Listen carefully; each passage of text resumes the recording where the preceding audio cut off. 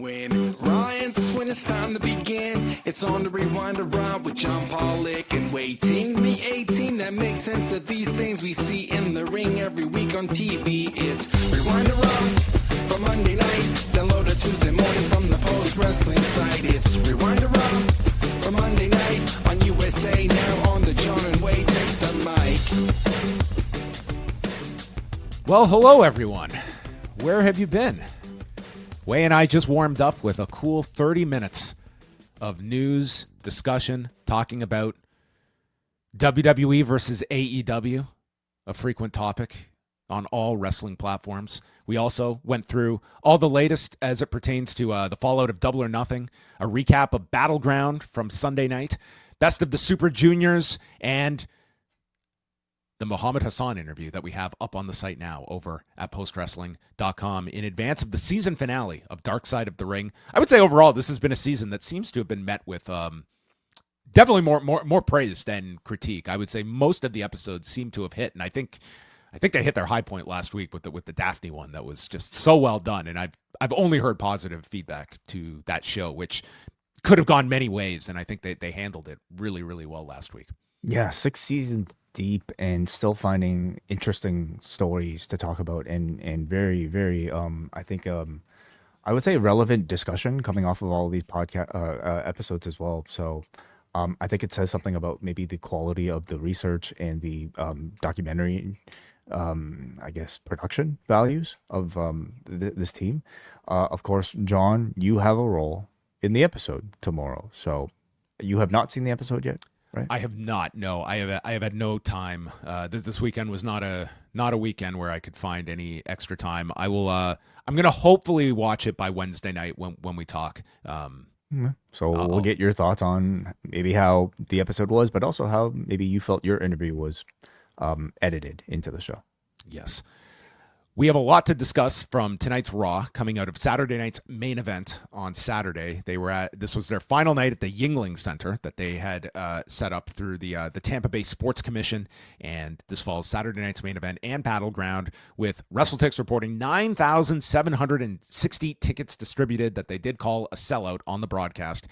And first out are Rollins, Breakker, Bronson Reed, and Paul Heyman. And for someone that has to take these notes every single week, once you have 4 people coming out together, you need a team name. I do not need to be typing these names for all of these segments. Like anything. Like, I don't care how lame the name is. If they are the Visionaries or whatever, they need a name. Or I'm going to assign them a name, and it won't be flattering. I would agree. I think we're pretty much on the brink of it. In fact, I would have assumed that tonight might have been us actually getting the name. But they do have the matching outfits. They've got the sunglasses. That at least is the first step. Yeah, maybe brains and bronze. That's not bad. No, it's pretty awful, but not bad. Heyman calls Braun an attack dog, a badass, and the key to the future. The man that will main event WrestleMania 45, 46, 47, and so on and so on. I wonder what locations those WrestleManias will take place in. That could be all in Las Vegas. And Saudi, I guess. They start chanting for CM Punk. Heyman informs them that CM Punk is not here, which was code for he was there. And he states that WWE was scared to put Bronson in the ring with top-tier talent, which I could have sworn they put him in the ring with Seth Rollins. Did they not? Well, he took that upon himself, Heyman said. Right. Okay. They weren't booking him in high-profile enough matches, so he took control by murdering Seth Rollins. Which was the story at the time. Yeah. Yes. Mm-hmm. And because of this, Rollins decided this guy would be a great asset to my group. So that's their explanation. Sure. Yeah. Why not? He then states that Bronson did worse damage to Seth Rollins than Reigns or Punk ever could. And now you must acknowledge Seth Rollins. And the crowd is chanting, F you, Rollins. And they had to try and censor this, which is always just a catastrophe to try and do. And then they blame Punk and Zayn for Rollins blames Punk and Zayn for not being champion right now, looks up at the briefcase, which he is going to qualify for, win the briefcase, and cash in on whoever he wants, whenever he wants, however he wants to do it. And that concluded our segment. So, yes, matching suits and still searching for a name. Yeah. I guess maybe just even searching for an identity period, and when maybe you're bad guys, the default is to put on the all black suits and put on the sunglasses. Yeah. I'll say maybe like if this is the complete group, and this is week 1, the look is certainly a little bit generic right now, and but we give them a pass because maybe they're still trying to work things out. You know, I'm sure after this they're just going to a Zoom meeting and just trying to come up with a great name for their own stable. So I like a bit of a reset for the stable, you know, especially with the addition of a new member. I think Heyman did a great job of just telling us the story of Bronson Reed and why he was chosen to be a part of this group. I also like Rollins aiming for the Money in the Bank. I think everybody who is an active competitor in that level should be gunning for a Money in the Bank, because like with the Rumble, like with the Chamber, they've been able to make great use of these sort of like month-long title opportunity events to further each person's individual story, and we got to see that tonight. First matchup is a Money in the Bank qualifier with Penta, Dragon Lee, and Chad Gable. And Il Del Vikingo is showing on the screen. We should just talk about this now. Later, they are running through the Worlds Collide matches that have been announced, and we get to the graphic where it is listed El Hijo del Vikingo against Chad Gable, as was announced over the weekend, for the AAA Mega Championship. So I want to be the first to congratulate our new champion, El Hijo del Vikingo, a week before he is to challenge the man that will not be named on WWE programming, Alberto El Patron, for this Mega Championship. They're just very confident in this man's ability to beat Del Rio, and I think they should be. So I think this has to have been a mistake, because last night, or whenever they first showed the graphic, it did not state that it was for the AAA championship. So somebody might have screwed up, but I also don't think anybody's too upset about it, because at this point I don't see Del Rio having any sort of attachment to Worlds Collide. He's not on the poster. Let me see here. So, and I think they're very aware of maybe the stench that is on that man. So let's get into this match. Early on, Penta and Dragon Lee work together to send Chad Gable out. And a couple minutes into the match, Penta lifts up Dragon Lee for like a gory special, and then goes to lift up Jey for a simultaneous package pile driver. And this is a move that Penta has used in the past and has pulled it off. In this one, like whether it was him just like losing his footing, he lost control of Gable, who comes down. Like imagine like this package pile driver, but instead Chad just comes straight down and his head just bends as it comes down on the mat. This was frightening. I thought you've got Michael Cole reacting to this saying he might have just broken his nose. I'm like, dude, he might have just broken his goddamn neck. How this guy did not is a miracle, because the way he came down with all of his weight just contracting the neck on top of it, this was a miracle that he appeared, and I use that word appeared, to be okay. And his night would not be over, but this was just a really, really scary moment. So remind me, what is this spot supposed to be? What is Gable supposed to be going for? It's supposed to be Gable is tucked into him for a package pile driver, and it's just Penta sitting down, and it's like he has done this in the past, and it's been fine. So did Gable take it wrong? Like, well, but so look at this. Watch this, and it should be Penta. Like, first of all, again, I'm not your expert here, as like a talent, but it would appear like he should have Chad like tucked in between and secure, so that he's going to come down, and Penta's pretty much going to take all of this on his ass, like taking this. Like it's just him sitting down,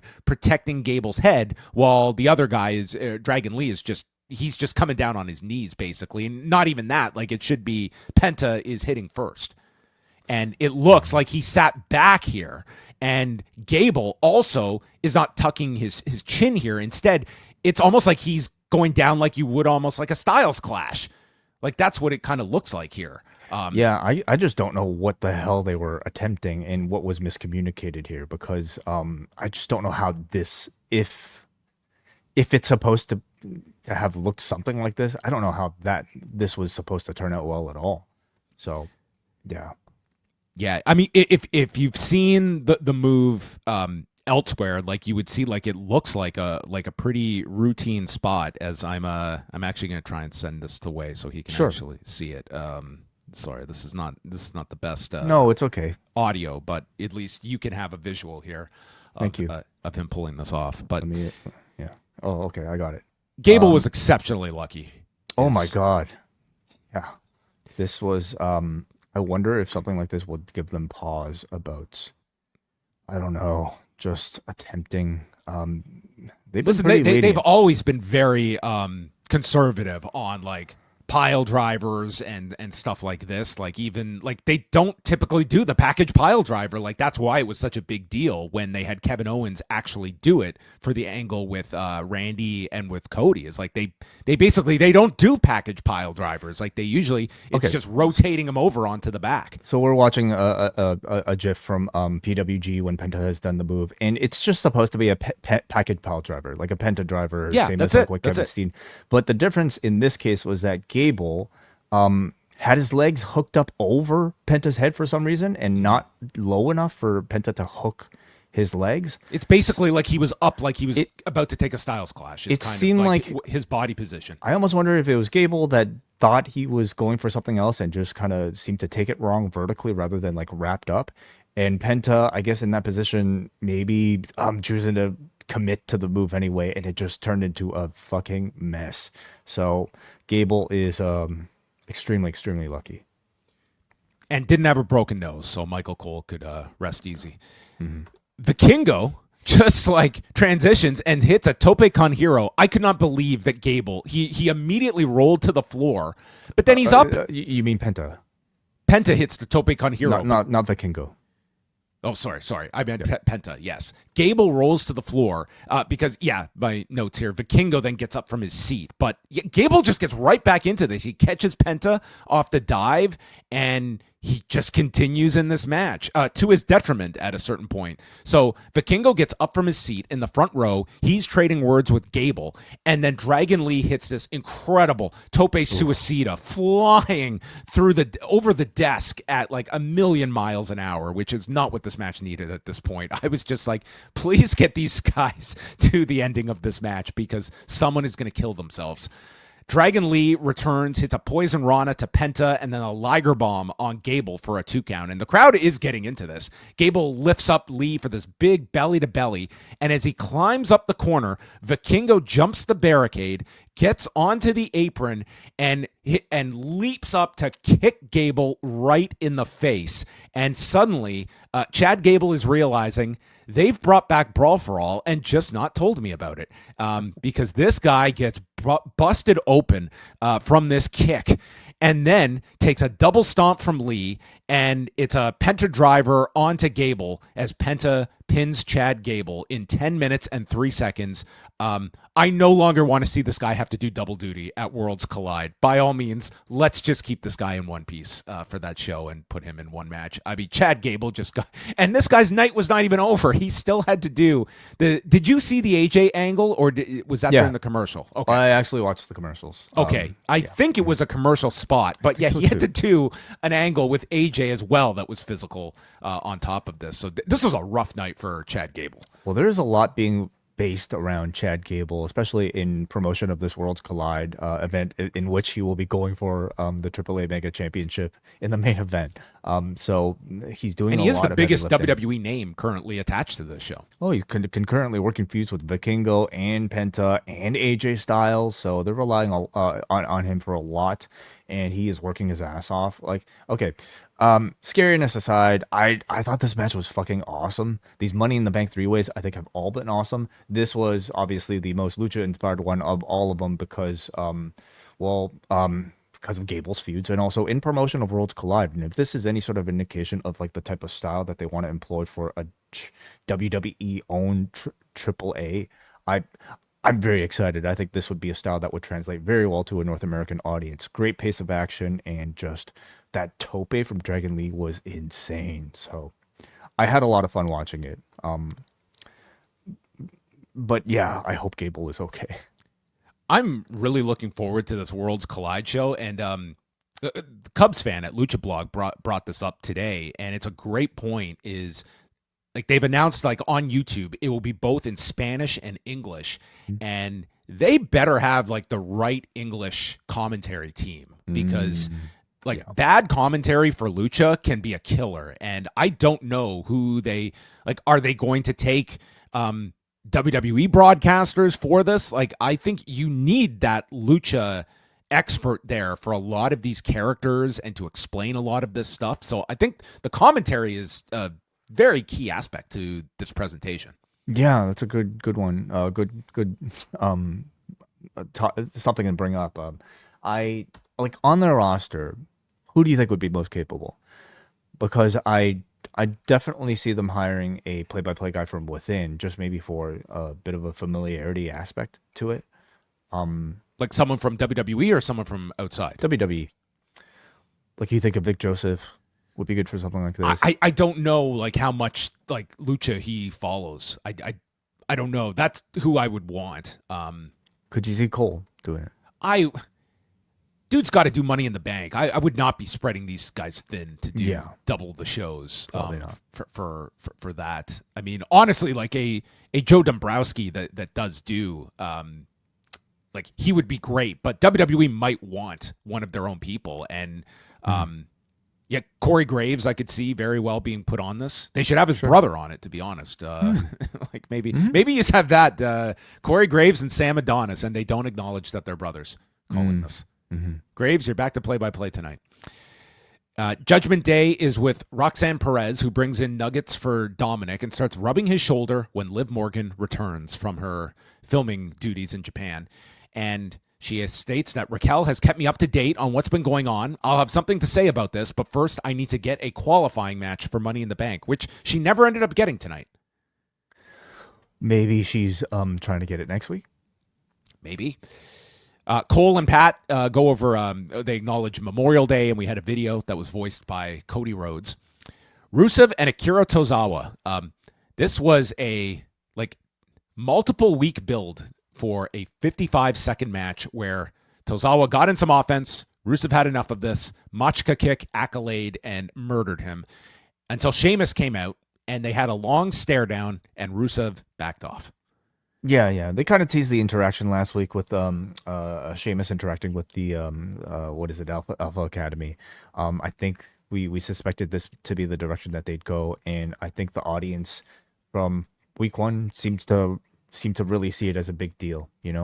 Rusev has been integrated through the Alpha Academy, and I think at this point it's been fine for an introduction. We're ready to move on to the main course, and in this case, it's a big plate of meat. So I think we're all ready for this. Kathy Kelly is with the returning Burt Kreischer, who has brought along Tom Segura to promote their special. And Kelly notes to Tom Segura, you've been critical of WWE in the past. He says, yeah, I've said stupid things in the past. Do you know what this is in reference to? I have no idea, nor do I have absolutely any care in the world about Tom Segura's comments on pro wrestling. Burt Kreischer gets distracted and runs off camera to find the War Raiders, and he takes his shirt off. My eyes were not ready to go from Sheamus to Burt Kreischer, who apparently does not believe in sunscreen, because this guy looked like he had been out on the beach for a week. I don't know if that was like a sunburn or if he was just screaming so much that his face became that red. Well, his entire body became red, so that's high blood pressure then. Yeah. Man, I don't know what it is about these sort of Netflix comedian integrations, but like between this and what was that guy, Tony Hinchcliffe, none of these comedians have come across funny in any No. of these segments. Like these are these make These are me like professional comedians that like do podcasting, and it's like these segments are these comedians in their worst light. It is the So worst bad. promotion for these specials. And I would imagine like fans of Tom Segura and Burt Kreischer would be like, I guess this is kind of true to form for Burt Kreischer, but Well, they're both at once like they feel overly scripted for what I would assume, comedians that are very good, just kind of maybe just improvising, and also incredibly I would say restrictive in terms of like how much of their actual personality they may be able to show. Anyway, these skits that they have penned for them are just so awful. It has me just wanting to completely avoid whatever comedy special they're trying to sell. Sami Zayn's in the locker room with Jey Uso. He can't stand hearing Rollins and Heyman talk. Jey says, you got to pick your battles. I've got your back. You got to go out there and win Money in the Bank. I don't know why Jey would be rooting for this. Like this would not be advantageous for him, would it? Well, he's saying like, number one, he wants his friend to do well. Okay. Number two, I guess maybe he doesn't want Seth Rollins to have Money in the Bank. So at least that's part of the reason, but primarily because I think he wants his friend to do well. I would assume. Take that as a slight if I was Sami Zayn. It's like, oh, okay. Your belt is in no threat if I win this briefcase.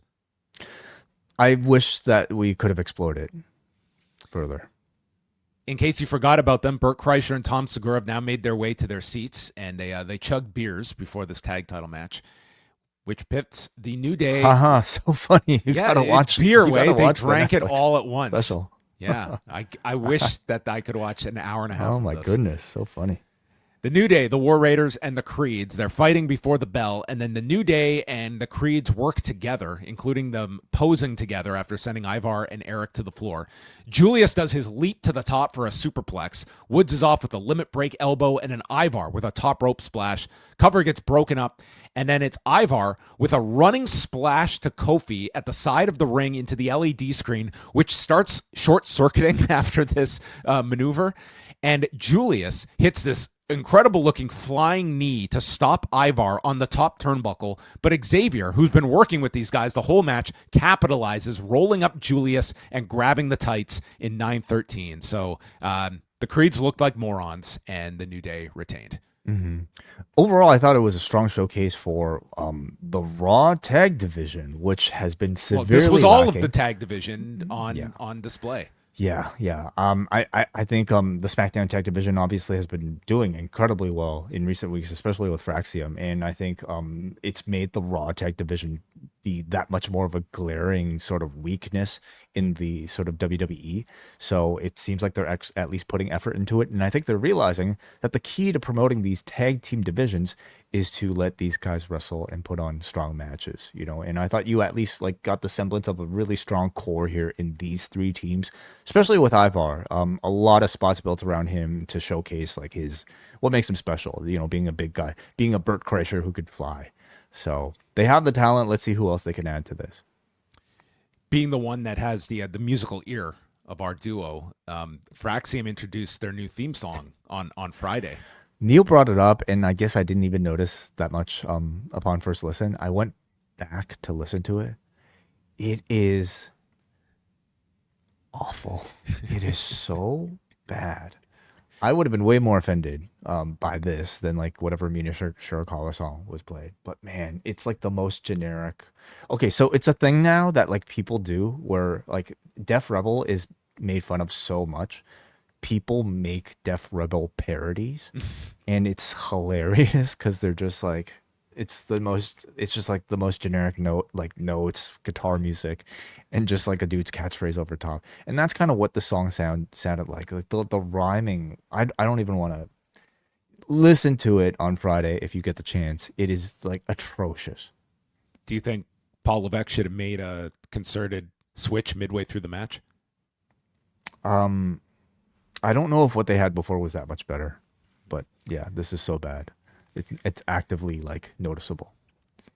Raquel and Liv run into Io Sky and Kairi Sane And this is the only time we saw Io on this show. And they mock Damage Control of what's left of them. And Liv says she's going to win the briefcase and then cash in on Io. And Kairi issues a challenge to her for tonight. And Liv agrees. So that's that. Mm-hmm. Jey Uso comes out and he is met by Gunther, who congratulates Jey on the 15-year jubilee of the Usos in WWE. I am never going to use the word anniversary ever again now. Jubilee, is that interchangeable with anniversary? I'm making whatever? it, yes. I would take Gunther at his word here. He says, "You have held this title longer than I ever would have expected." He's had it a month. He says, "You are always there when your friends need you. And those are great qualities for a friend, but terrible ones for a champion. But you don't know any better because this position doesn't come naturally to you." The condescension and the smugness of Gunther, it's a real skill that this man has. Like, he's just so he's just so good at talking down to Jey and doing it in such a unforced way, but it just comes out of him so naturally. Amazing. Yeah. Gunther says how you don't help other people with their problems when you're champion. When I was champion, I only cared about myself. But Jey, I don't think you have the intellect to understand how to carry yourself as a champion. I will relieve you of your position in 2 weeks and then do what's right, getting the title back on me. And Jey just says, I'm done. I'm done with people saying my days as champion are numbered. I'm tired of people using this title as an excuse to turn on those that help bring them up, and says, what you're fighting for, Gunther, is less than what I am. I'm fighting for these people, and I will make you tap out again. Mm-hmm.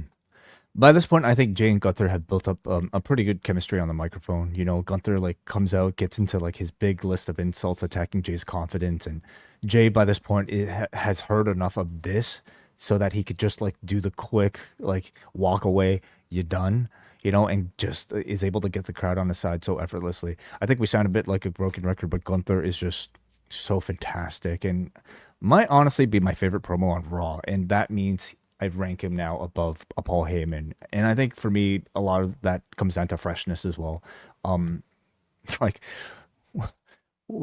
Great qualities for a human being, terrible qualities for a champion. I think that's just awesome. He's a very classic heel promo. Jey, though, is entirely different. There's nothing classic at all about the way he speaks. I find his style of speaking, there's nothing textbook about it. It's not like you could teach his promo style in a promo class, for instance.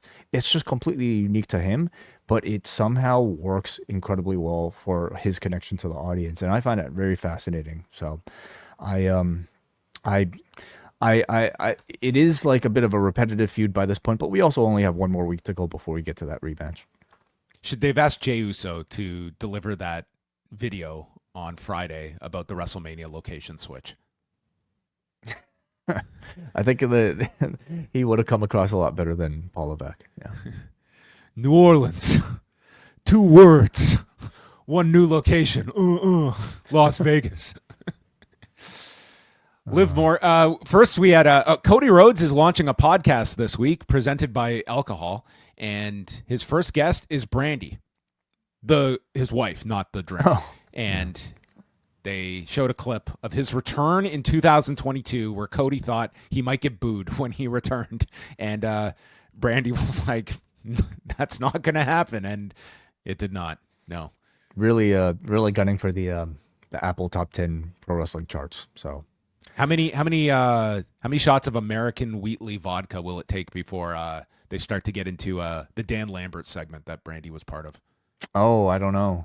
I wonder. Yeah. Or who's the black belt?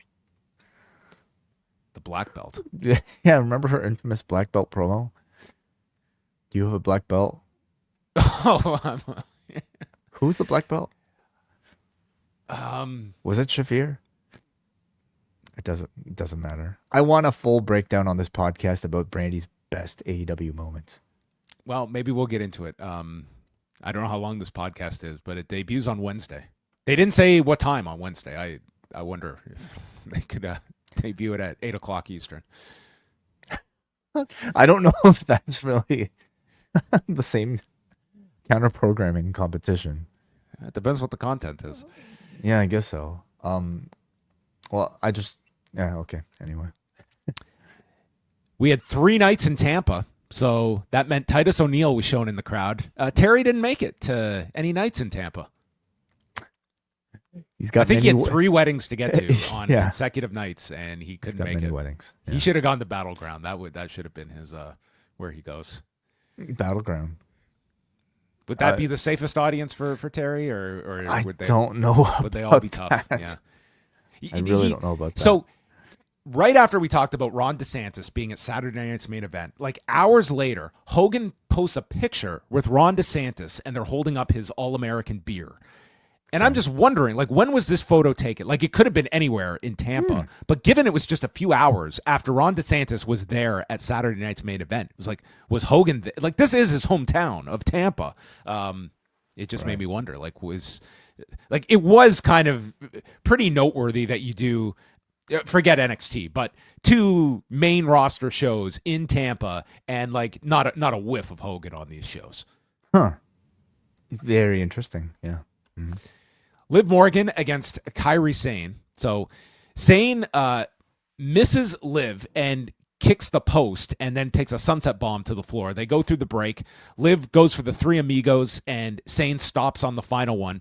Liv is fighting back, hits a code breaker off the turnbuckle for a near fall. Oblivion gets blocked. And then after a backstabber, Sane catches her in the corner and is going to go for an Alabama slam, but they just like collapse with Sane landing on top of her. And you weren't exactly sure what this was supposed to be, but then they go to the next corner and Kairi just lifts her up and hits an Alabama slam. I was like, okay, that's exactly what they were going for. That looked pretty awful, even when it was actually well, executed. And you even had Michael Cole saying, she didn't even get all of that one either. This was some rough-looking offense from Kairi back-to-back. Kairi does hit this Alabama slam somewhat, and then Roxanne Perez shows up and sends Kairi off the top turnbuckle behind the referee's back. So Raquel comes over and browbeats Perez, and Liv is distracted by this, goes for the Oblivion, and Kairi turns it into a roll-up, pinning Liv in 10 minutes and 51 seconds. So Liv loses in her return. Yeah, she does. Yeah. Match definitely got a little messy by the end. I was enjoying most of it, though. You know, a bit more physical than I was expecting from these two. Surprising result, maybe on paper, but it makes sense given the story of what seems to be Roxanne Perez infiltrating Judgment Day on behalf of Finn Balor in order to break up Dom and Liv Morgan. So beyond that, you also potentially set up a tag team title match between Liv and Raquel versus Kairi and Io coming off of this as well. So all the pieces seem to be in place. We had a video for Rhea Ripley, who states that mommy is always on top. It's not just a saying, but a way of life for me. I was like, I always just thought that was a double entendre. I didn't know this was like your life's code. Mommy on top. Okay. All right. Then she notes, this is the first ladder match of her career. I'm like, how has she never been in one of these Money in the Bank matches? Yeah, kind of. That's shocking. crazy. Or even in NXT, you're telling me like, you know, yeah, like not even Money in the Bank, like no ladder match. Period. Like I couldn't believe this. Wow. So she says, no one is safe from Mommy in the Bank. Your favorite, John. I love it. Yeah. You got a name that starts with the letter M? Oh, you're in the match.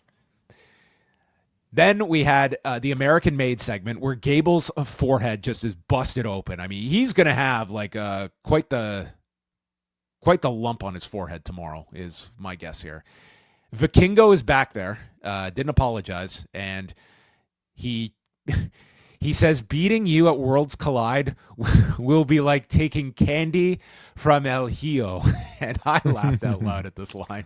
Vikingo, he didn't even seem to know what Chad Gable was saying, and then he just walked off as Gable continued. Gable turns around, and he gets decked in the head by AJ Styles, who warns him that if you or that coffee bean ever interfere in one of my matches, I'll put you through the concrete, all right? You or that coffee bean, which I don't know how offensive that term is to describe a Mexican, but let's assume AJ Styles is up on proper descriptions of different nationalities.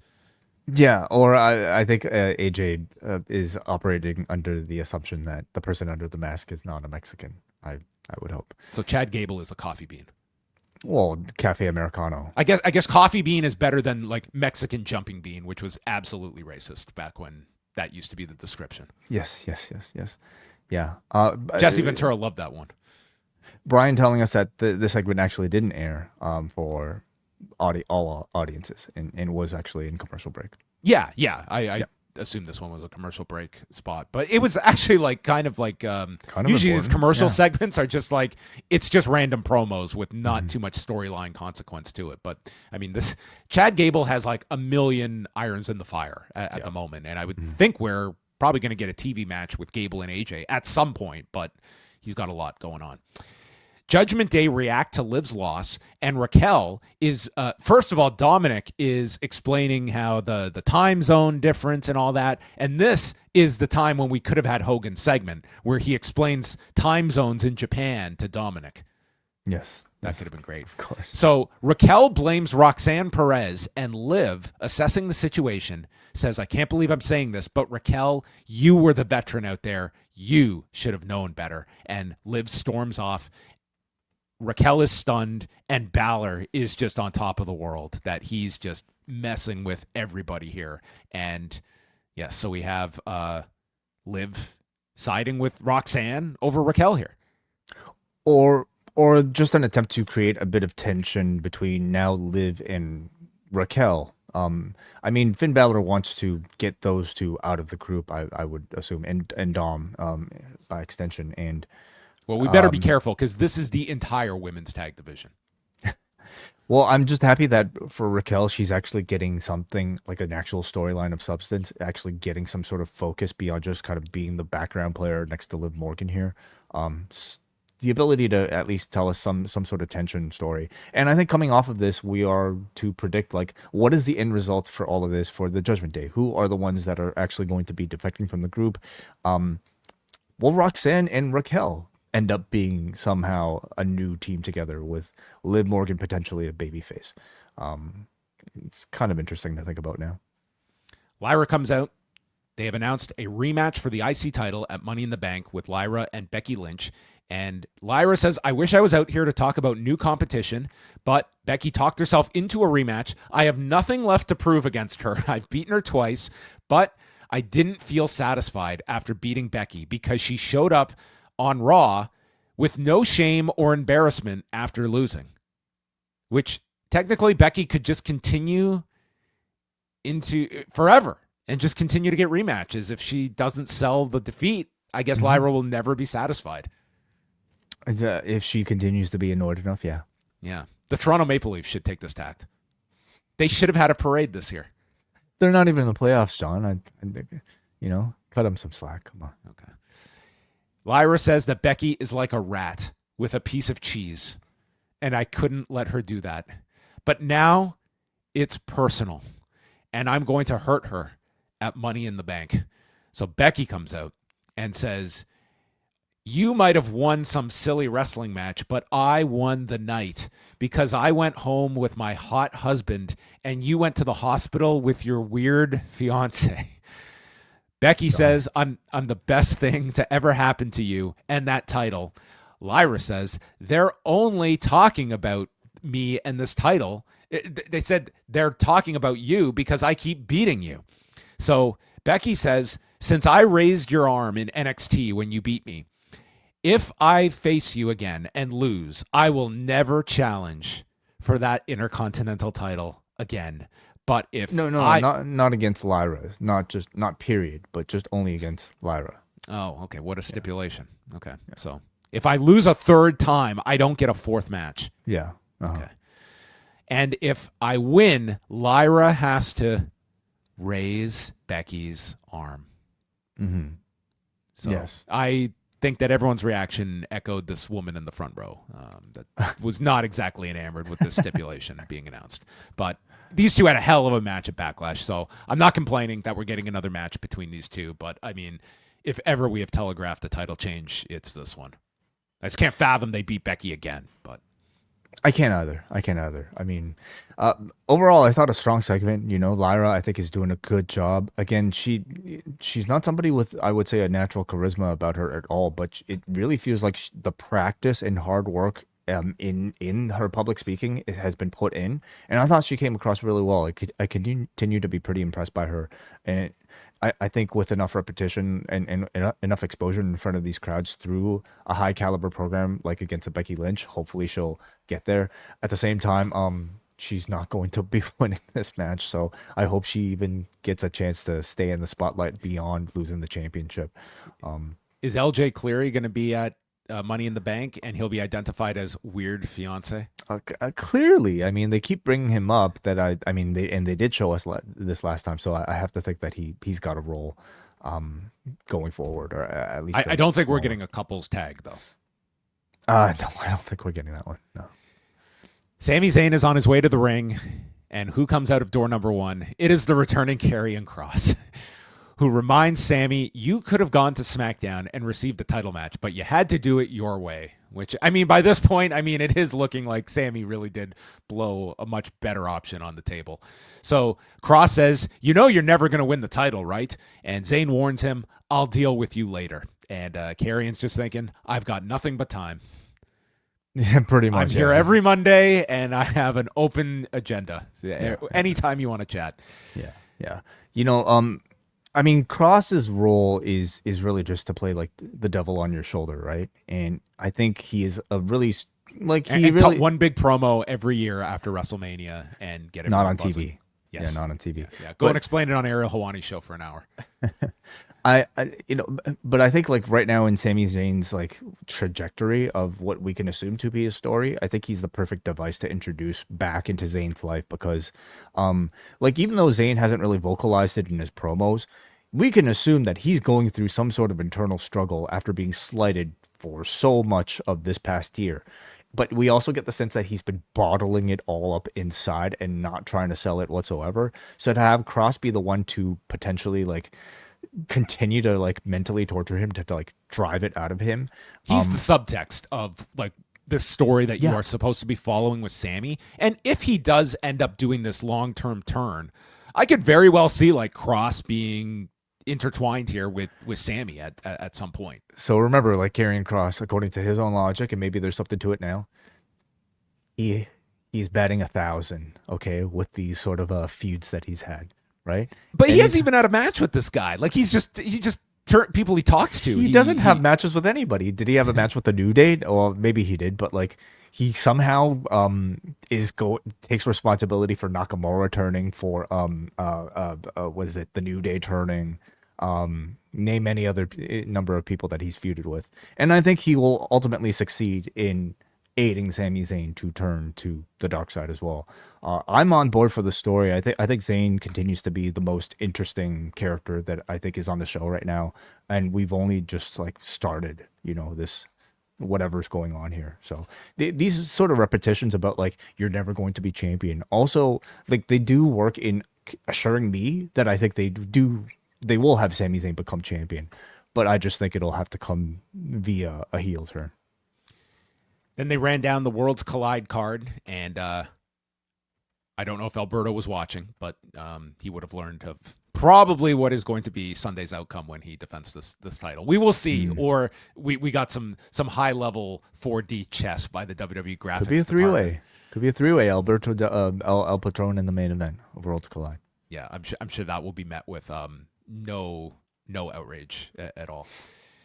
Seth Rollins, Sami Zayn, and Finn Balor in our main event qualifier for Money in the Bank. Early on, Zayn does an Arabian moonsault and points to the sky as his tribute to Sabu, which is interesting because we did have like Heyman as well at ringside here, who has not said anything about Sabu's passing. Like, can't really do it in this character on the show, but even like just separately, he's like, I don't think he's done any interviews that I've seen where he's like it's been asked or anything about him, but he was we'll be talking a lot about Sabu and his manager Paulie Dangerously in 1994 on Rewind-A-Wai this week. Balor hits a superplex onto Zayn, and Rollins follows with a splash. They had a lot of time for this match. This is pretty much the last half hour of the show.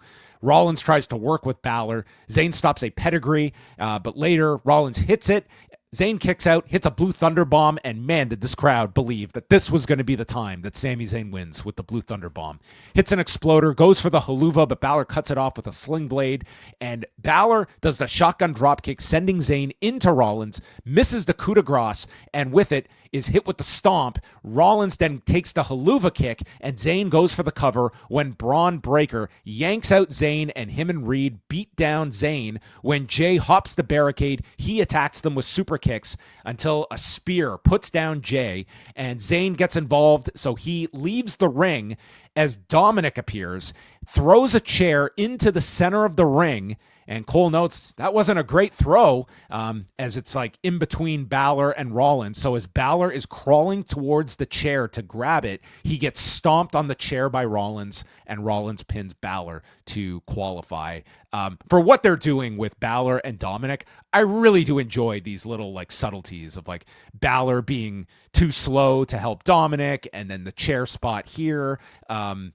Lot of run-ins to this one, which, I mean, is kind of par for the course given where they were going here. But you do get Rollins, so it's a pretty major name in the ladder match for June 7th. Yeah, I mean, the role of a match like this is to build to other stories, right? And the way they like to do that is by involving other people in the finish of these matches, which I was perfectly fine with in this instance. I thought in terms of the in-ring content, when we did get just a clean match, I thought it was an outstanding match here. They made Zayn look like a very sympathetic figure going up against these two heels. And, you know, you can tell the crowd, I think, is really on board with a Sami Zayn title story by this point. So I think they've been successful in putting him in that sort of spotlight. Yeah, a lot of really strong characters right now in the top mix on Raw, you know, between Seth Rollins' faction and just on the babyface side of things. For now, Sami Zayn, Jey Uso, CM Punk, you know, like I think they drew these sort of enemy lines pretty clearly here with Rollins' group and the people that are going to be opposing him. The match goes 19 minutes and 37 seconds, and my only disappointment was... You laid out a great scenario of Zayn in this Money in the Bank match, which doesn't completely. I guess they still have 3 spots left. I mean, you are kind of doing this story with Zayn, where him coming up short is kind of part of that story as well. But the final portion of the show was CM Punk's music playing, and Braun and Braun run to the entrance, and you know what that means. CM Punk coming through the back door, through the crowd, and hits Rollins with a GTS, and then hightails it through the crowd. And if you were watching the end here, this was this is when they should have hit bodies for this image. Sure. It was Braun Breaker that was the one that was really like on the turnbuckle and signaling towards Punk. Which my thought would have been that Bronson would have, like, he did the attack. He was also, like, in storyline, it was like Punk kind of gets credit for the injury in War Games. But the way this ended made you almost think that it would be Punk with Braun Breaker at some point. He might be getting both of them eventually, you know, in succession, right? We could be also getting a tag as well. Like, if you have Punk and Zayn together against Braun and Bronson, like, that's possible too. And 6-man with all 6 of them.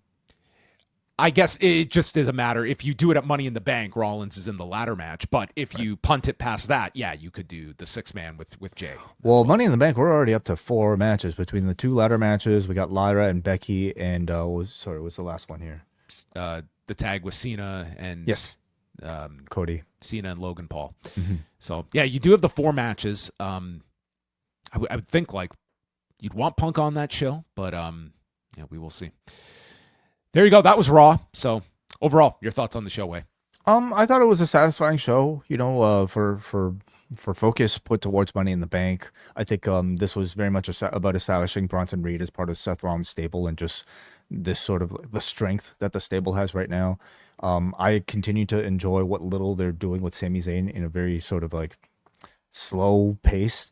I thought the Lyra and Becky segment came across well, and a lot of exposure for Roxanne Perez and Judgment Day as well. I hope Chad Gable is in one piece Yeah. by the time we next speak, because I mean, he had a rough night. So hopefully, and we were talking about like stuff to the neck and head on top of Yeah. it. So hopefully he's okay. I see them doing the double duty thing for him on Worlds Collide. I mean, they're just like, they have to do something with Penta on the show, and I don't know what Penta would be doing other than something with well, it's Conde interesting because Americano. Penta's now in the ladder match as well. Like, does he end up Oh, working you're right. both shows that day as well? Like, I don't He know how is- much they want like their talent having to do multiple matches that day, especially when one of them's a ladder match.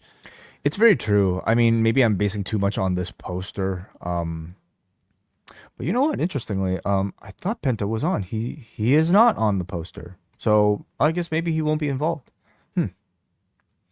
Well, it's going to be a very lengthy day of wrestling. You know, this starts at 3:00 Eastern. Yeah. Money in the Bank is at 7. So I'm imagining this one's going to probably go like your NXT level, like 2.5 to 3 hours. And then boom, you have like a 1 hour turnaround until Money in the Bank. So, and there's probably a collision that night too, isn't there? Wow.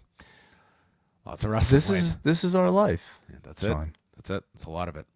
All right. We're going to say goodbye to everyone on the YouTube channel, but hit subscribe, like the video, and you can check out on this channel now the interview that I did with Muhammad Hassan, and you can go back, catch up on the weekend. If you don't have time to watch all this wrestling, you definitely have time to listen to us talk about this wrestling that we have watched. We have a review of Saturday night's main event, NXT Battleground, and AEW Double or Nothing. I mean, man, we had a fire hose this past week just sending out these shows to everyone.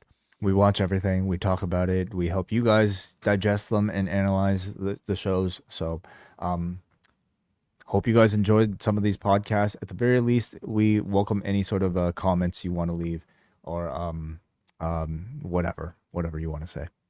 And also, later this week, post-wrestling, Café.com, we will have Rewind-A-Wai.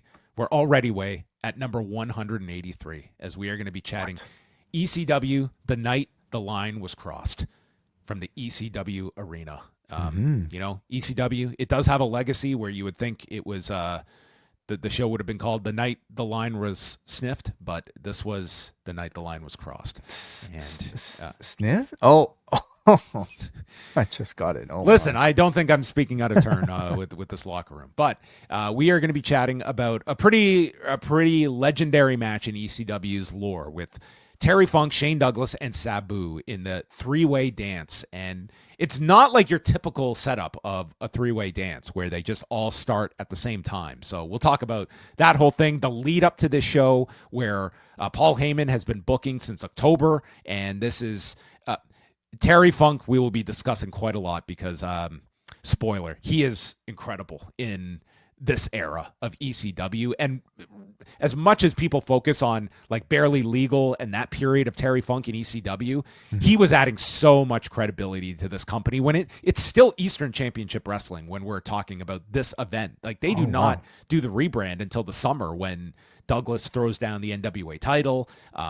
And you're going to see like a totally different version of the Sandman, a completely different version of Taz as the Tasmaniac, and wrestling on this show, and I use that in the loosest of quotations, the original Sheik, Ed Farhat. I mean, this show has something for everyone, and guys, 2 hours, okay? Oh, so Music to Way's ears, okay, as he can easily pull this off on his next all-nighter. All right, goodbye on the YouTube channel. Hang on in the cafe, because now it is time to take us over to forum.postwrestling.com.